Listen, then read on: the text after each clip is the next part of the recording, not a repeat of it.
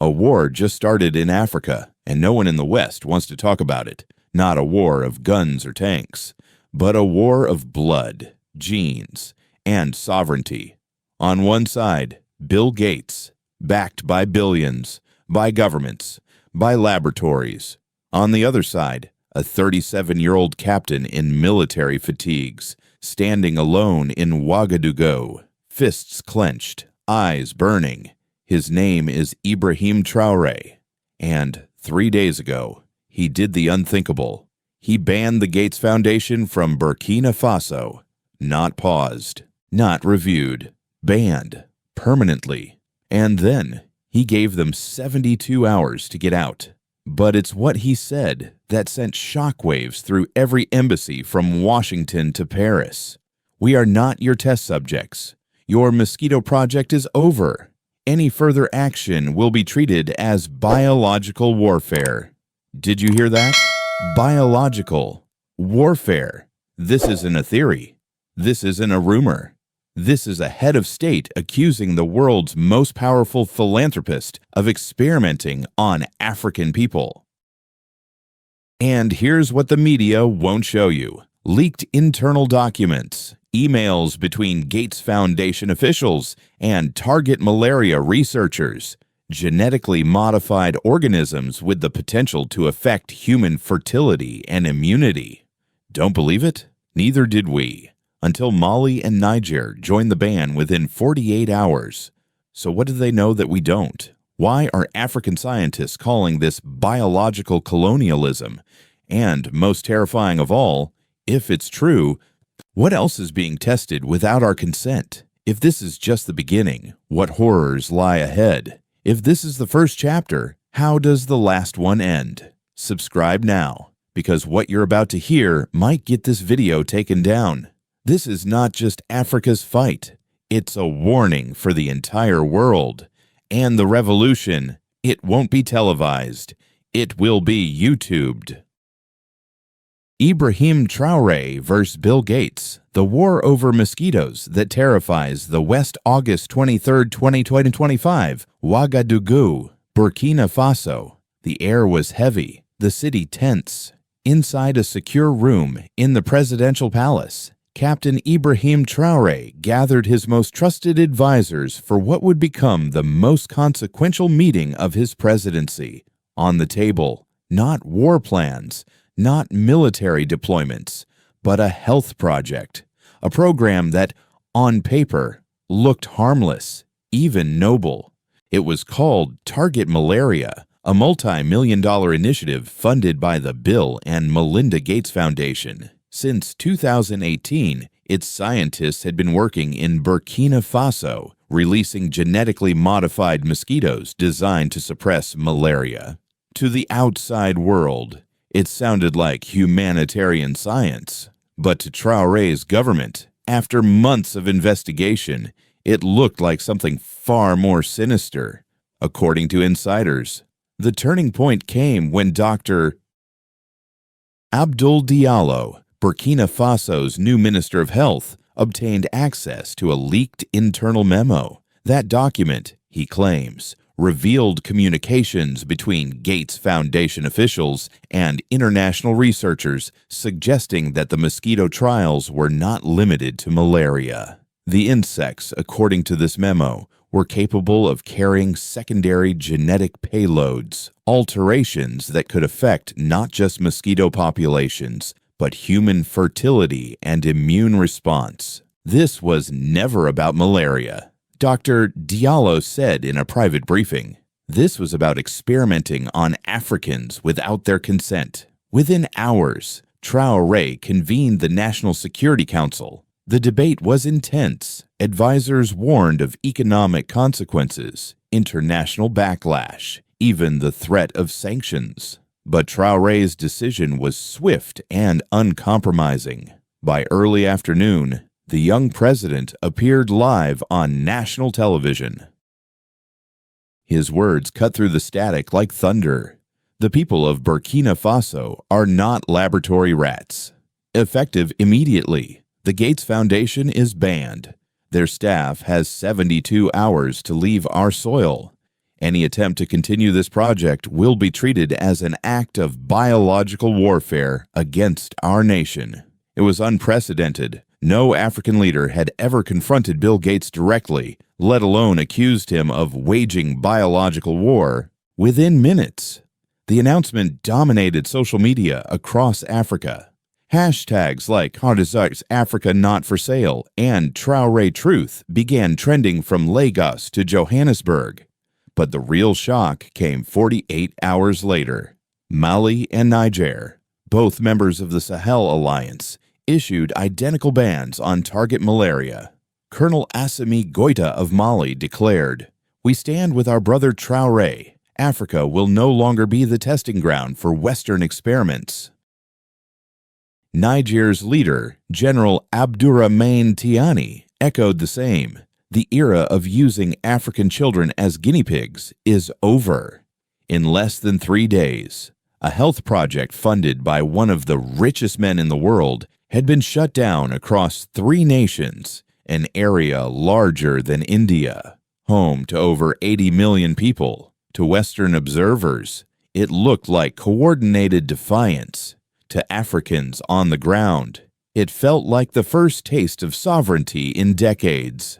Western capitals scrambled to respond. The U.S. State Department dismissed the allegations as dangerous conspiracy theories.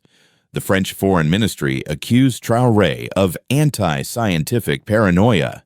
Bill Gates himself appeared before reporters in Seattle, calling the claims baseless and irresponsible. Yet, notably, none of them addressed the leaked documents. None denied the possibility of secondary genetic effects. Instead, the narrative focused on attacking Traoré's credibility. And that silence, those missing answers, sparked an even bigger fire. Because if the allegations were false, why not prove it? Why not show the data? Why not invite independent African scientists to review the evidence? Instead, the response was dismissal, denial, and deflection, which left millions of Africans asking the same burning question: what exactly was inside those mosquitoes? If this is the war over malaria, what happens when the battlefield expands to food, water, or even the human genome itself? Stay with us, because what comes next may decide not just the fate of Burkina Faso, but the entire future of Africa. Global panic. Why Traoré's war on Bill Gates shook the West. The announcement hit Western capitals like an earthquake. Within hours of Ibrahim Traoré's declaration, statements were flying out of Washington, Paris, London, and Geneva. But here's the strange thing. None of them addressed the evidence. None answered the question that burned on every African's lips. Instead, they went on the offensive, attacking Traoré, dismissing the story, and doubling down on control. The U.S. State Department called his words reckless conspiracy theories that endanger public health. The French Foreign Ministry said he was infecting Africa with paranoia. Bill Gates himself stood before cameras in Seattle, his face pale but determined, insisting that target malaria is a humanitarian effort, nothing more. Yet even as he spoke, his hands shook. Viewers noticed. Social media exploded. Was this the face of confidence or fear? CNN, BBC, and Le Monde launched synchronized headlines. Traoré goes rogue. Burkina Faso president spreads dangerous lies. Anti-science movement threatens Africa. But in Africa, those words backfired. Instead of discrediting Traoré, they amplified him. Clips of his speech went viral, subtitled in multiple languages, spreading like wildfire across TikTok, Instagram, and WhatsApp. Within 48 hours, the hashtag We're Not Lab Rats had been shared over 20 million times. And then came the demonstrations. In Ouagadougou, tens of thousands filled Revolution Square, waving flags and chanting Traoré's name. In Bamako and Niamey, crowds shouted, "Africa is not for sale." Even in cities like Accra, Lagos, and Dakar, countries not part of the Sahel Alliance, youth movements organized flash protests in solidarity. It was as if the continent had been waiting for a spark, and Traoré lit the fuse. The diaspora joined in. London saw 15,000 rally in Trafalgar Square. New York's Harlem hosted its largest African solidarity march in decades. Paris police clashed with protesters carrying signs, "Gates out of Africa." The message was clear. This was no longer about Burkina Faso. It was about Africa as a whole, rising against centuries of foreign control disguised as aid. But the backlash wasn't just on the streets. Behind closed doors, Western elites were panicking. Leaked memos from Brussels revealed that the European Union was preparing sanctions against the Sahel Alliance. At the Pentagon, AFRICOM commanders discussed containment strategies. French energy companies quietly lobbied their government to neutralize Traoré before the model spreads. It wasn't just about mosquitoes anymore. It was about gold, oil, uranium, and the nightmare scenario of Africa saying no all at once. And then came the most dramatic twist. In Seattle, an anonymous whistleblower leaked an internal Gates Foundation report dated 6 months earlier, acknowledging the possibility that genetically modified mosquitoes could unintentionally alter human reproductive patterns. Though quickly dismissed as taken out of context, the damage was done. For millions across Africa, it was proof enough. Traoré was right. Western media tried to bury the leak, but African influencers, students, and activists blasted it everywhere. Memes showed Bill Gates as a modern-day colonizer. Traoré was compared to Thomas Sankara and Kwame Nkrumah. Suddenly, the young captain was no longer just a national leader. He was a continental icon, but with fame came danger. Intelligence sources whispered of coup plots, cyber attacks, and covert operations aimed at removing him. Rumors swirled that foreign agents were already inside Burkina Faso, preparing the next move. The stakes had never been higher. And yet, Traoré didn't flinch.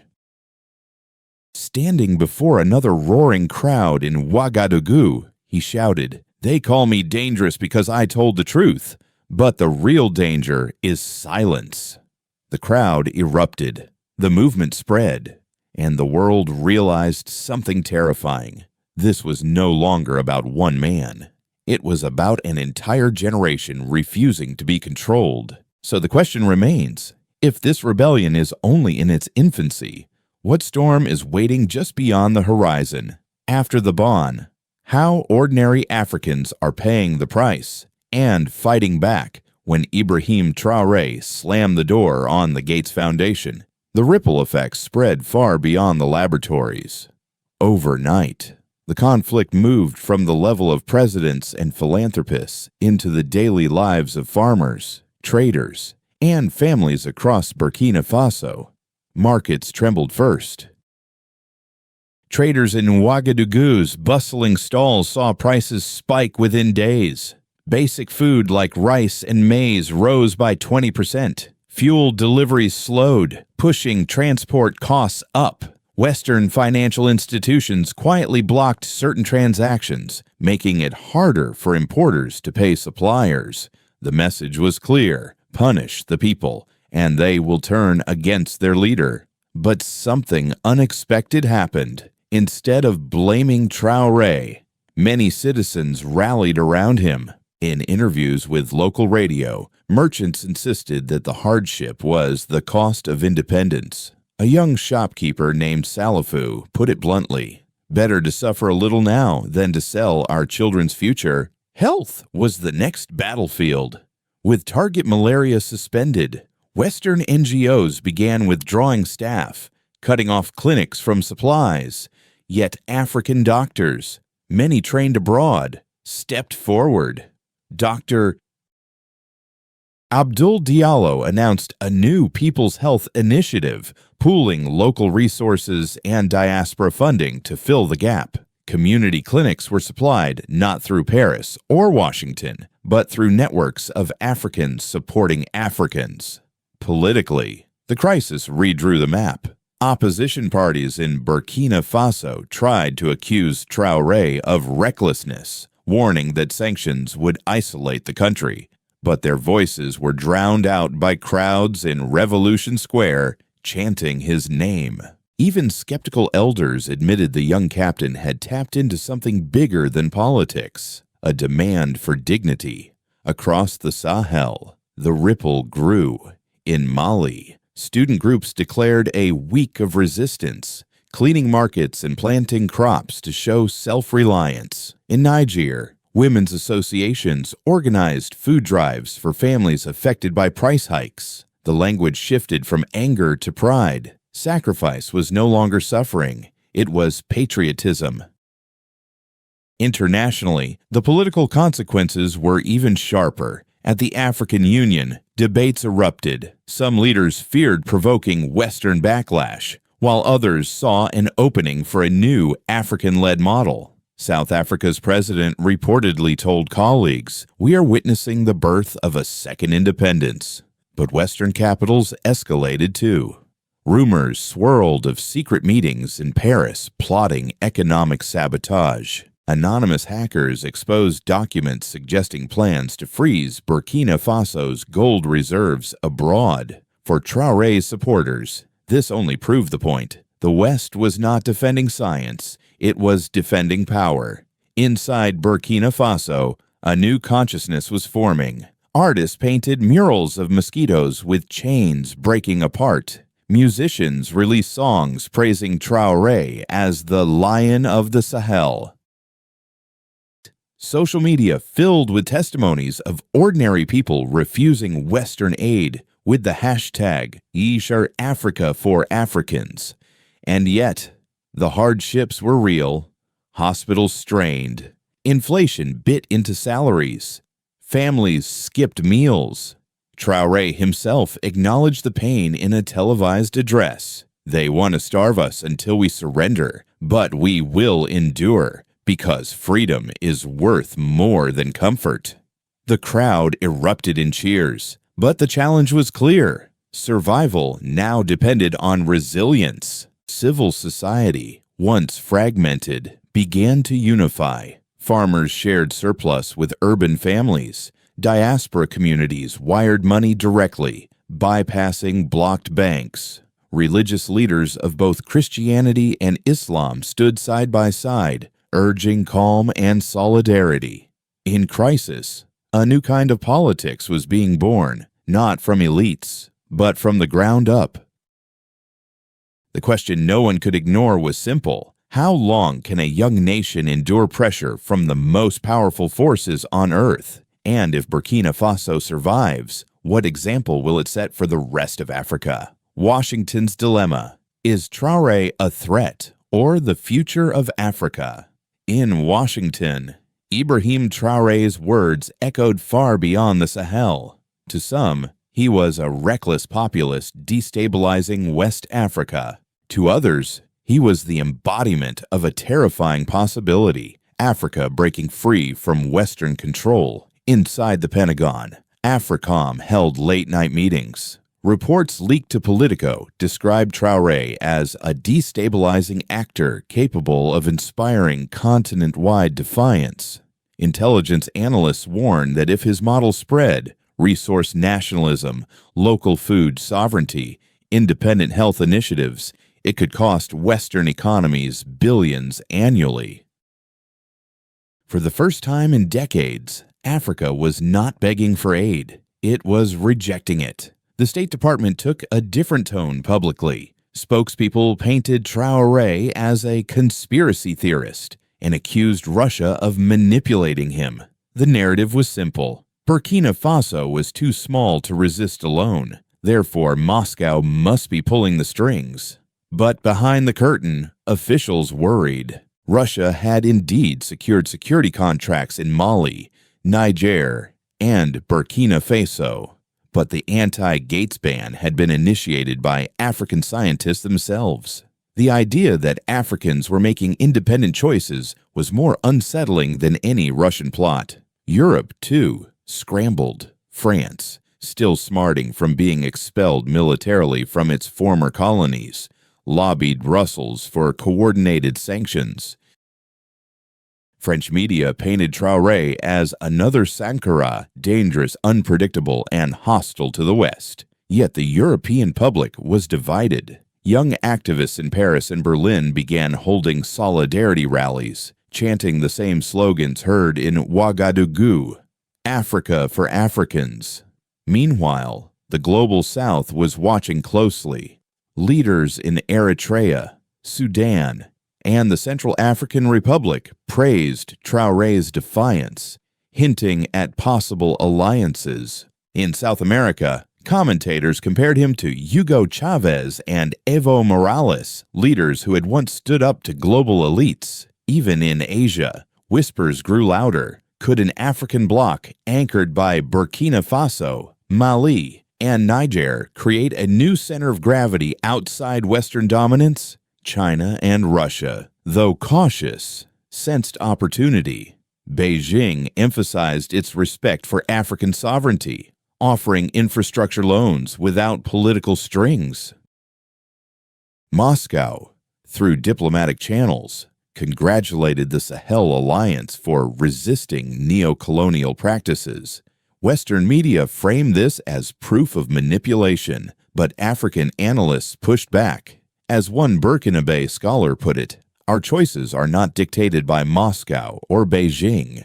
They are dictated by 500 years of being exploited and finally saying no."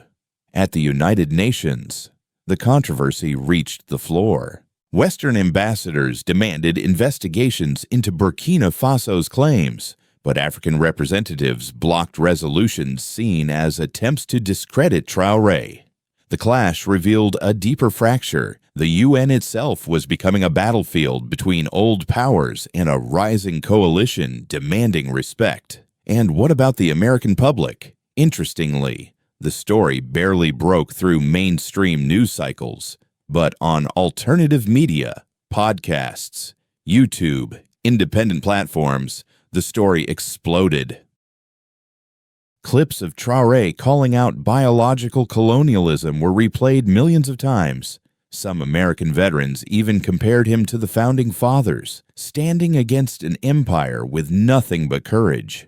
For U.S. policymakers, this was the nightmare scenario, because if African leaders could rally their people against foreign influence and win, even under sanctions, then the entire architecture of Western dominance in Africa would be at risk. So, Washington faces a dilemma: escalate pressure and risk fueling the rebellion, or acknowledge Traoré as a legitimate voice of a new Africa. And the world is left to wonder, is this the birth of a multipolar order, or the spark of a new Cold War in Africa?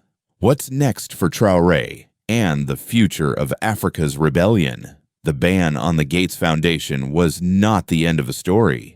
It was the opening salvo of a much larger conflict. The question hanging in the air is simple: what comes next? For Burkina Faso, the immediate future is survival. Sanctions are tightening. Supply chains are disrupted. Western media continues to paint Traoré as a dictator, but on the ground, support for him remains solid.